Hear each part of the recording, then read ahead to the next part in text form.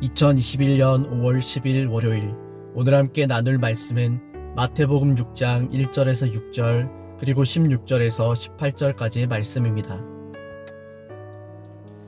사람에게 보이려고 그들 앞에서 너희 의를 행하지 않도록 주의하라.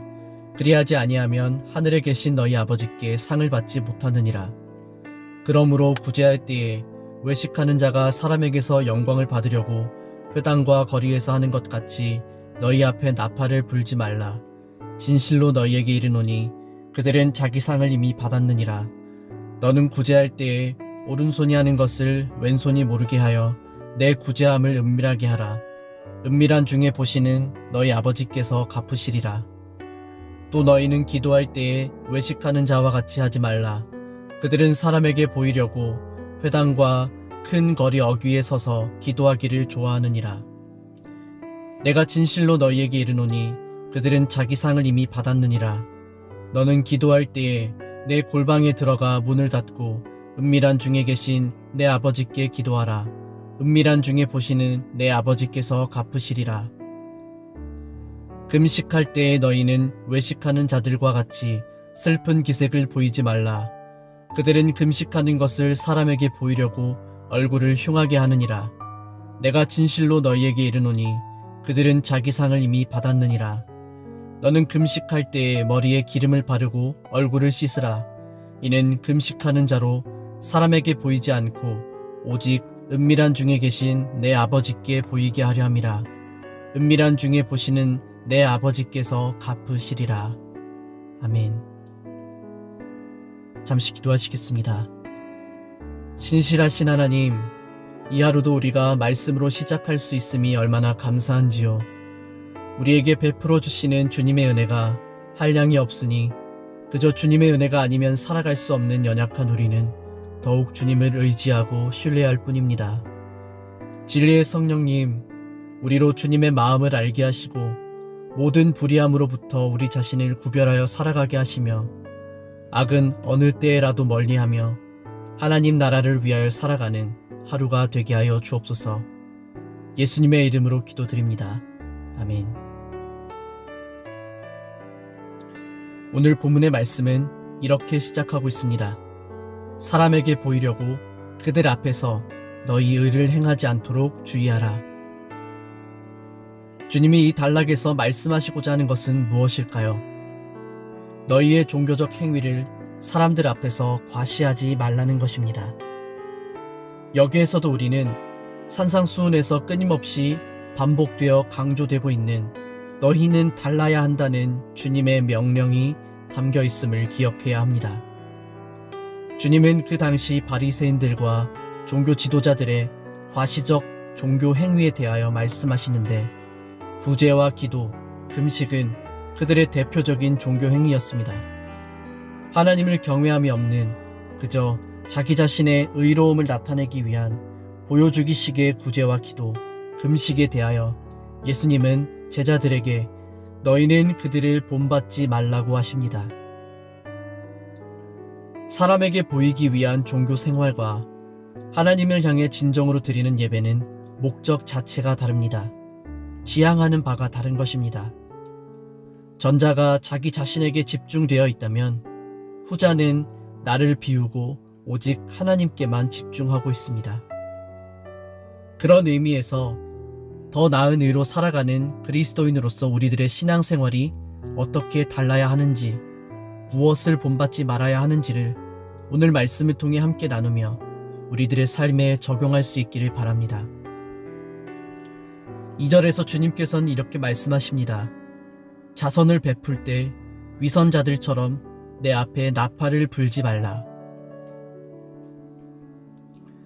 누군가를 향해 구제의 손길을 내민다는 것은 참 좋은 일입니다. 구약 성경에서도 하나님께서는 그들 가운데 있는 가난한 자, 연약한 자를 외면하지 말아야 할 것을 명령하셨습니다.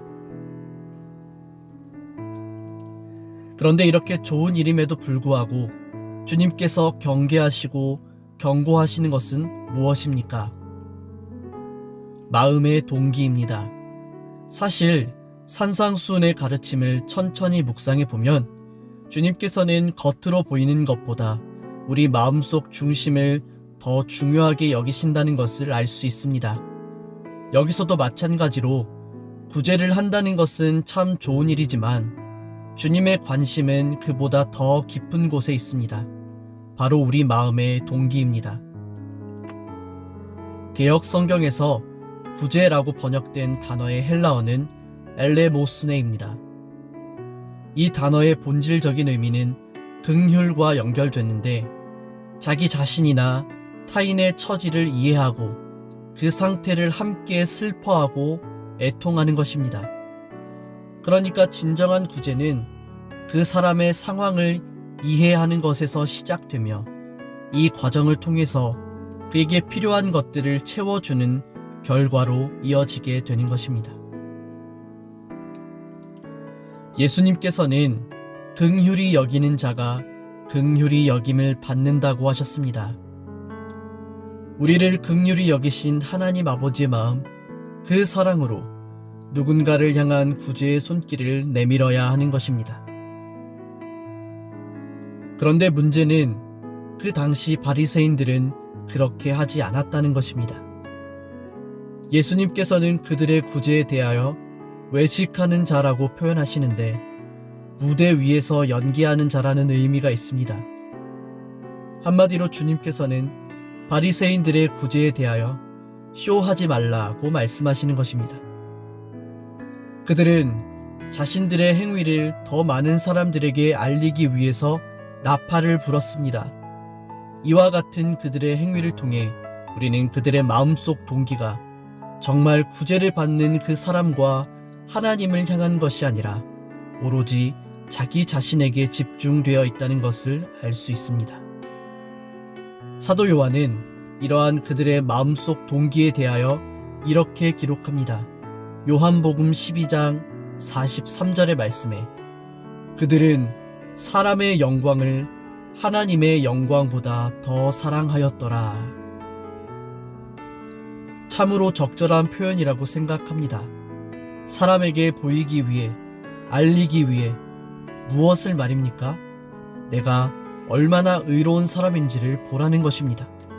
나는 이렇게 어려운 이웃을 외면하지 않고 하나님의 명령을 잘 지키는 의로운 사람이라는 것입니다. 두 번째로 주님은 기도에 대해서 말씀하십니다. 또 너희는 기도할 때에 외식하는 자와 같이 하지 말라. 그 당시 모든 경건한 유대인들은 다니엘처럼 하루에 3번 정해진 시간에 기도를 했습니다. 주님은 여기서 기도하는 것 그 자체를 잘못된 것이라고 말씀하시지 않습니다. 우리가 주목해야 할 키워드는 역시 마음의 동기입니다. 무엇이 잘못된 것입니까?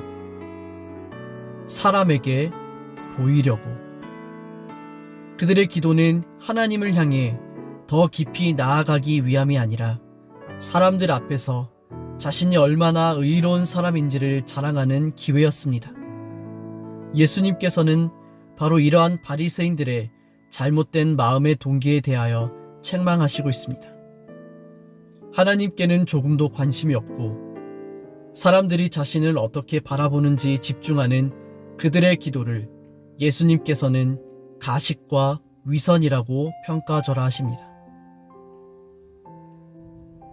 세 번째로 주님께서는 금식할 때에도 외식하는 자들과 같이 하지 말라고 말씀하십니다. 바리새인들은 일에 2번씩 금식했습니다.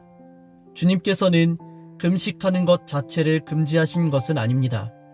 성경에서 금식이 가지는 의미는 자기 자신을 부인하고 훈련하는 것과 관련이 있습니다. 금식은 곧 우리 자신을 하나님 앞에서 낮추는 것입니다. 또한 금식은 우리들의 죄를 참회하는 것의 표현이기도 합니다. 그래서 구약 성경을 보면 자신들의 죄에 대해서 괴로워하며 애통해하며 금식했던 것을 볼 수 있습니다. 또한 금식은 우리가 하나님의 뜻에 집중하고 주목할 수 있게 하기도 합니다. 올바른 금식을 통해서 우리는 얼마든지 하나님께로 더 가까이 나아갈 수 있습니다. 문제는 역시 마음의 동기입니다. 주님께서 이 단락에서 드러내신 바리새인들의 숨겨진 동기가 무엇입니까? 그들은 금식을 통해 더 낮아지는 것에 관심이 없습니다. 그들은 금식을 통해 자기 자신을 비우는 것에 관심이 없습니다.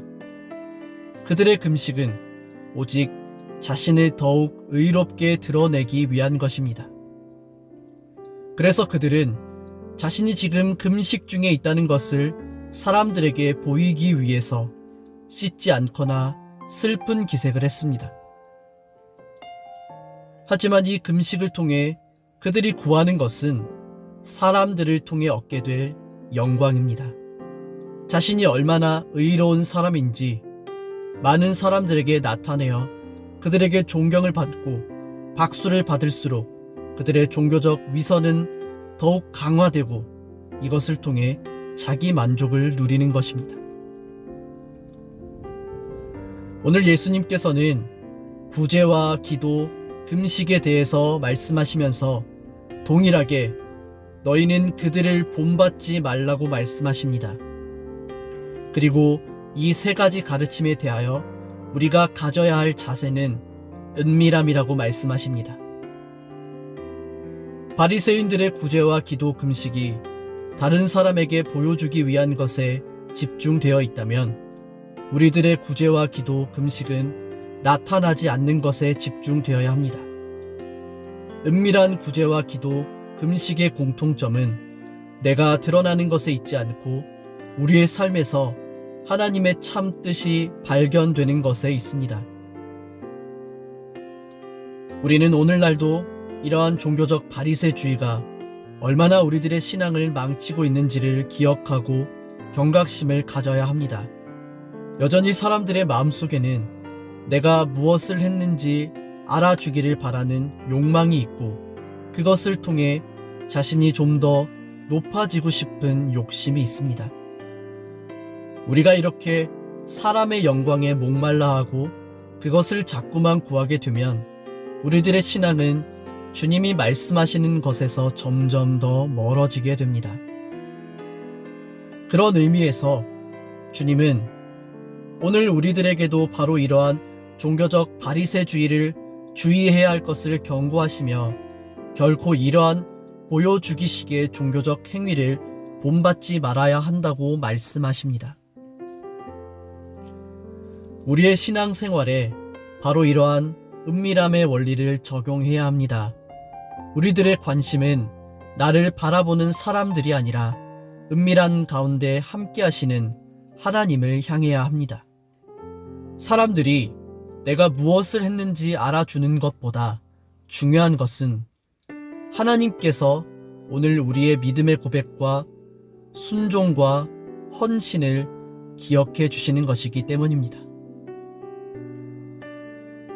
바리새인들이 그렇게 종교적 행위에 열성을 다했지만 주님은 그들을 외면하십니다. 우리들의 기도와 예배를 비롯한 모든 신앙생활은 사람들 앞에서가 아니라 하나님 앞에서가 되어야 합니다.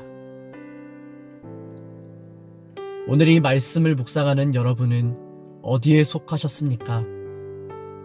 사람에게서 오는 영광을 구하지 않고 오직 우리들의 관심이 하나님의 영광에 머무르기를 간절히 소망합니다. 우리의 믿음이 위선과 가식으로 채워지지 않도록 우리의 삶의 모든 동기는 오직 하나님의 영광이 되어야 합니다. 내 안에 내가 주목받기를 원하는 마음을 비우고 우리의 삶의 모든 말과 행동을 통해 오직 하나님만 영광 받으실 수 있도록 더욱 나를 비우고 내 욕망을 지우고 그저 우리 마음이 오직 하나님으로만 가득하기를 소망합니다. 이 하루도 우리들이 살아가는 모든 삶의 자리에서 은밀함 가운데 언제나 우리와 함께 하시는 하나님의 영광이 드러나며 나를 완전히 지우고 오직 예수로만 살아가는 진정한 그리스도인이 되시기를 우리 주 예수님의 이름으로 간절히 축복합니다.